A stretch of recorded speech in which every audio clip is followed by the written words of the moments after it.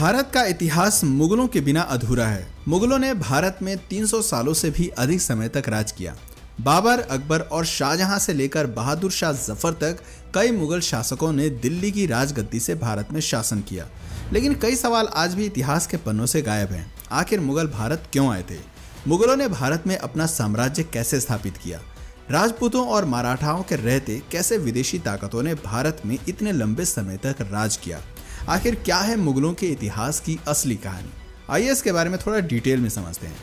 दोस्तों, अगर बाबर हिंदुस्तान न आता तो भारत में मुगल साम्राज्य की स्थापना नहीं होती। भारत में कभी लाल किला, ताजमहल जैसी भव्य इमारतें न देखने को मिलती।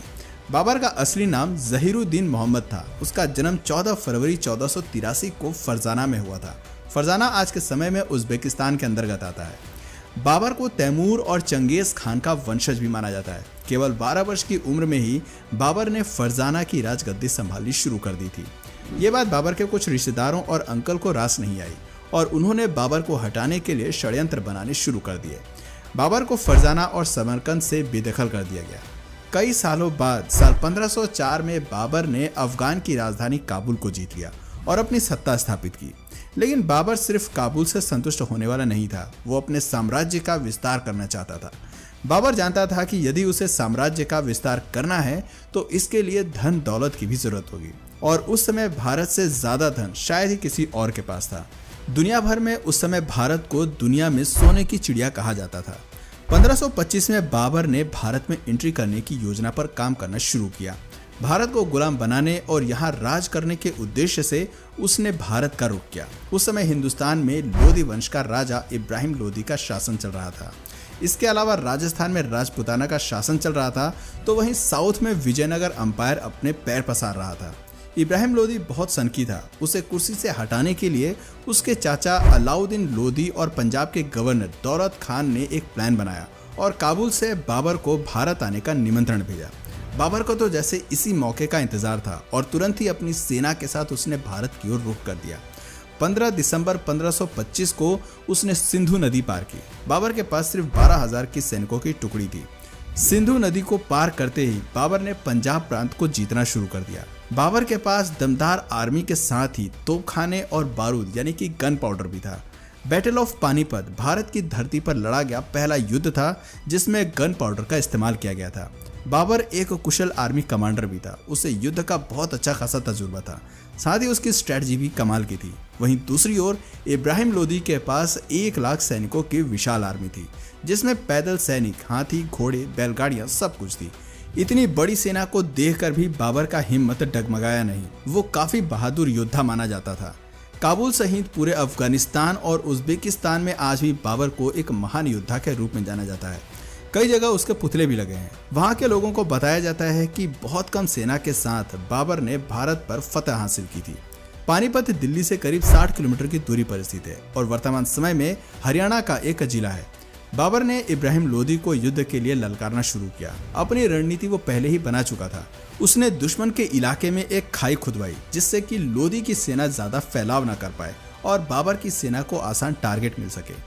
बाबर की सेना के कुछ लोगों ने कहा कि हमें वापस लौट जाना चाहिए, लेकिन बाबर ने वापस जाने से साफ इनकार कर दिया।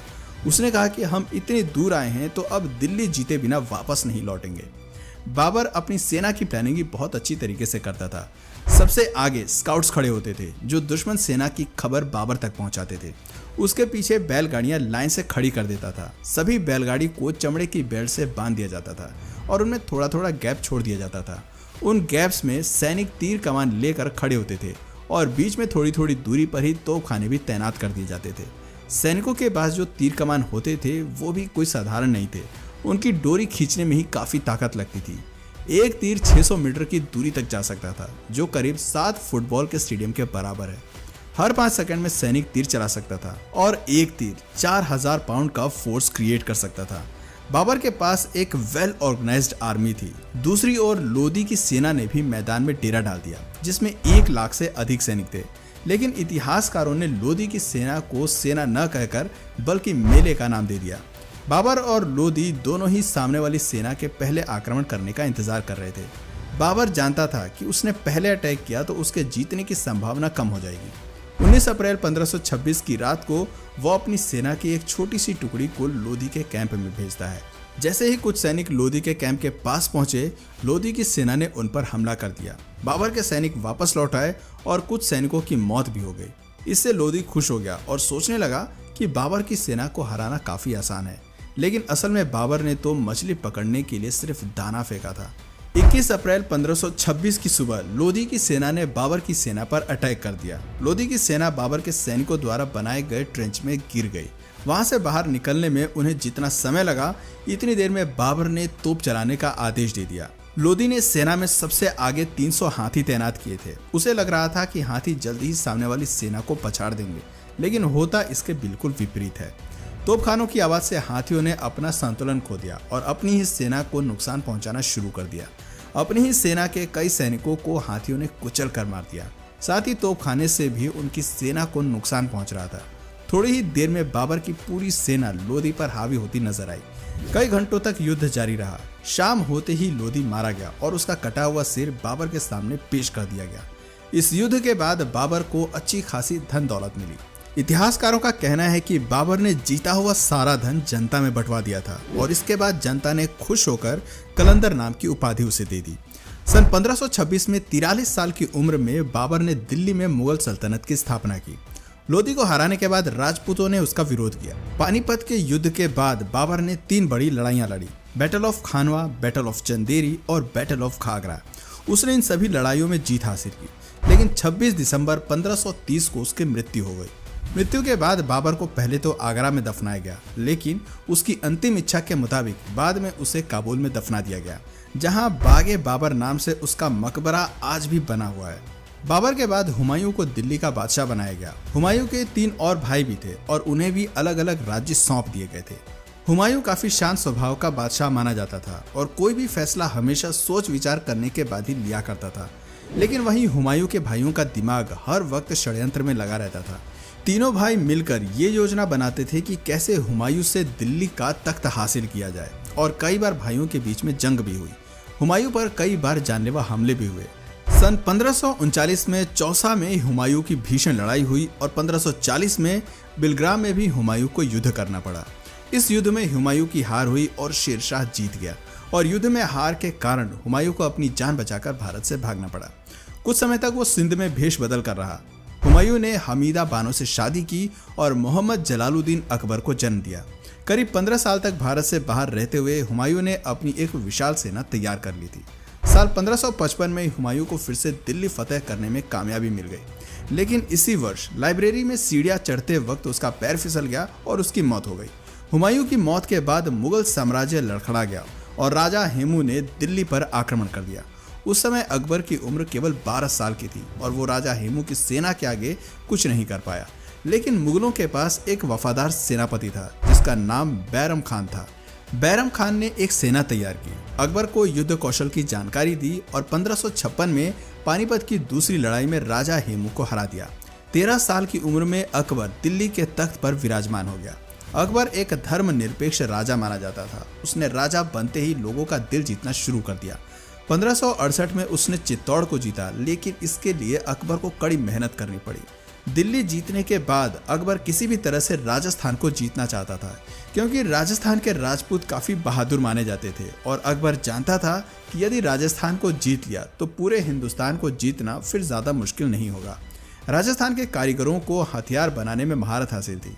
वहीं अकबर की सेना दमशिक स्टील के बने हथियार इस्तेमाल किया करती थी, जो खास तौर पर जंग में दुश्मन का सीना छलनी करने के लिए ही बनाए जाते थे। अकबर अपने हाथियों को भी जीरा बख्तर नाम के लोहे का कवच पहनाया करता था। उसे हाथियों का बहुत शौक था। किसी को मौत की सजा देनी होती थी तो उसे हाथी के पैर के नीचे कुचलवा देता था। चित्तौड़ राजस्थान का सबसे मजबूत साम्राज्य था। चित्तौड़ का किला एक अभेद किला माना जाता था। वहां तक पहुंचने के लिए अकबर ने एक प्लान बनाया। उसने एक सुरंग खोदी जिसके जरिए उसके सैनिक किले तक पहुंच गए। चित्तौड़ का किला एक पहाड़ी पर था, वहां तक सीधे नहीं पहुंचा जा सकता था। दूर से ही चित्तौड़ के सैनिक दुश्मन को देख लेते थे और ऊपर से तीरों की बौछार कर देते थे। लेकिन अकबर के सिर पर जीत का भूत सवार था और लगातार प्रयासों के बाद 25 फरवरी 1568 के दिन उसने चित्तौड़ का दुर्ग जीत लिया। इस जीत के बाद उसका साम्राज्य 25 लाख वर्ग किलोमीटर एरिया में फैल गया था उसकी सेना ने मैच लॉक बंदूकों का इस्तेमाल करना भी शुरू कर दिया, जो दूर से ही दुश्मन की सेना में आतंक मचाने के लिए जाना जाता था। अकबर की कई बंदूकें आज भी म्यूजियम्स की शान बढ़ा रही हैं। अकबर को आर्किटेक्चर का भी काफ़ी शौक था। उसने दिल्ली से 250 किलोमीटर दूर और आगरा से करीब 40 किलोमीटर दूर फतेहपुर सिकड़ी नाम का एक शहर बनवाया। इस शहर में कई बाग और महल उसने बनवाए। वो अपनी राजधानी यहाँ पर शिफ्ट करना चाहता था। फतेहपुर में पानी की कमी न हो, इसके लिए डैम बनवाए और किले तक पानी पहुँचाने के लिए इंजीनियर्स की मदद से मशीनों का निर्माण कराया। वो मशीन्स उस समय इंजीनियरिंग का बेजोड़ नमूना थी। कहा जाता है कि अकबर ने खुद शहर का नक्शा तैयार किया था और शहर बनाने में उसने खुद भी मजदूरों के साथ कुछ दिन काम भी किया था। 16 साल फतेहपुर सिकड़ी को बसाने में लगे, लेकिन ये शहर बहुत जल्द वीरान हो गया। दोस्तों, अकबर एक अनपढ़ मुगल बादशाह था। उसने हिंदुओं पर लगने वाले जजिया कर समाप्त कर दिए थे। साल 1605 में अकबर की फूड पॉइजनिंग के कारण उसकी मौत हो जाती है। अकबर के बाद सलीम के हाथ में दिल्ली की कमान आई। सलीम असल में एक अय्याश किस्म का व्यक्ति था। सलीम को अपना नाम भी पसंद नहीं था और उसने अपना नाम बदलकर जहांगीर रख लिया। जहांगीर को अन्यायी लोगों से सख्त नफरत थी। गुनहगारों को वो सख्त से सख्त और क्रूर से क्रूर सजा दिया करता था। जहांगीर ने अपने जीवन काल में कुल 20 शादियां की थी। मानबाई सबसे मशहूर रानी हुई, लेकिन जहांगीर सबसे ज्यादा प्रेम नूरजहां से किया करते थे।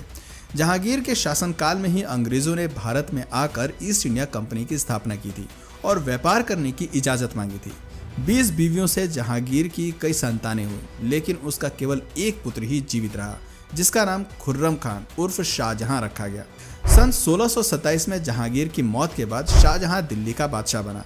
शाहजहां के शासनकाल में दिल्ली सहित पूरे हिंदुस्तान ने तेजी से तरक्की की। दुनिया का 1/4 सामान का प्रोडक्शन केवल भारत में ही हो रहा था। आर्थिक तौर पर दिल्ली मजबूत होता गया। आर्ट और आर्किटेक्चर को भी उस दौर में काफी बढ़ावा मिला।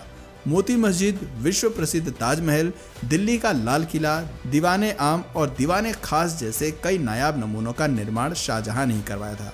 शाहजहां ने अपने लिए एक मयूर सिंहासन भी बनवाया था, जिसमें कई बेशकीमती हीरे जड़े हुए थे। लेकिन 1639 में ईरान के राजा नादिर शाह ने युद्ध में शाहजहां को परास्त कर दिया था और इसके बाद नादिर शाह अपने साथ मयूर सिंहासन वापस ले गया था। शाहजहां जब बूढ़ा होने लगा तो उसने अपना राजपाट बेटों को सौंपने का फैसला किया। शाहजहां ने अपने बड़े बेटे दारा शिकोह को दिल्ली की राजगद्दी सौंपी। दारा शिकोह सभी धर्मों का आदर किया करता था और एक न्यायप्रिय राजा था। लेकिन दारा शिकोह के राजा बनते ही शाहजहां के तीसरे बेटे औरंगजेब को हजम नहीं हुई। औरंगजेब ने सन 1658 में अपने भाई के खिलाफ युद्ध छेड़ दिया और दिल्ली का बादशाह बन गया। बादशाह बनते ही औरंगजेब ने अपने पिता को आगरा के किले में बंद करवा दिया और अपने भाई को मौत के घाट उतार दिया। औरंगजेब कितना क्रूर था, इसका अंदाजा आप इस बात से लगा सकते हैं कि भाई के मौत के बाद उसका गला धड़ से अलग करके औरंगजेब अपने पिता के पास ले गया था। औरंगजेब के बादशाह बनते ही हिंदुओं पर अत्याचार करने उसने शुरू कर दिए। जगह जगह मंदिर तुड़वाकर मस्जिदों का निर्माण कराया। कई हिंदुओं का जबरन धर्म परिवर्तन किया गया। उसके शासनकाल में ही हर जगह कत्ले आम हो रहा था। ये बातें मराठा, मारवाड़ा, राजपूत सहित कई हिंदू राजाओं को पसंद नहीं आई और औरंगजेब के खिलाफ युद्ध का शंखनाद कर दिया। औरंगजेब युद्ध में घायल हुआ और करीब 3 महीने तक वो बिस्तर पर ही रहा और सन 1707 में बिस्तर पर ही उसने दम तोड़ दिया। औरंगजेब की मौत के बाद मुगल साम्राज्य धीरे धीरे अंधेर की ओर बढ़ने लगा। इसके बाद दिल्ली में कई मुगल बादशाह बने, लेकिन किसी में भी वो बात नहीं थी जो अभी तक के सभी मुगलों में थी। सन 1707 से 1712 तक बहादुर शाह प्रथम ने राज किया। उसके बाद जहांदर शाह, फारुखसियार, मोहम्मद शाह रंगीला, आलमगीर, शाहजहां तृतीय, अकबर द्वितीय सहित कई राजा हुए। किसी ने भी बहुत अधिक समय तक राज नहीं किया और बहुत कम समय में ही दिल्ली के बादशाह बदलते रहे। वहीं दूसरी ओर अंग्रेज लगातार मजबूत हो रहे थे और कई राज्यों में मुगलों के शासन का अंत हो चुका था। मुगलों के अंतिम शासक बहादुर शाह जफर द्वितीय हुए, जिनकी मौत सन 1862 में म्यांमार में हुई थी। लेकिन बहादुर शाह जफर की मौत से पहले ही मुगल साम्राज्य का अंत हो गया था।